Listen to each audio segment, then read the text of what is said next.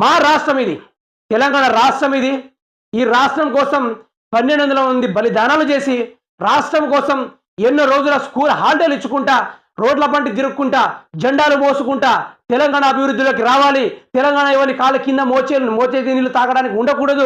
మా జాబులు మాకు కావాలి, మా కొలువులు మాకు కావాలి, మా రాష్ట్రం సపరేట్ మాకు కావాలి, మా పాడుబడ్ల రోడ్లు హైవే రోడ్లు కావాలి, మా పాడుబడ్డ కొంపలు బిల్డింగ్లు కావాలి.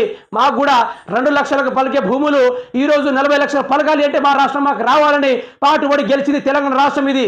అటువంటి మార్పు తీసుకొచ్చిన రాష్ట్రం ఇది.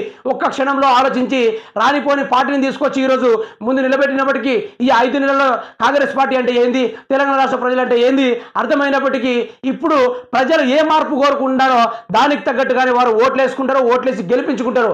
అంతేగాని ఆంధ్ర నుంచి వలస వచ్చిన కడియం కావ్యకి మాత్రం ఎట్టి పరిస్థితుల్లో డిపాజిట్లకు రాకుండా, ఒక ఓట్లు రాకుండా వేయదలుచుకోలేరు.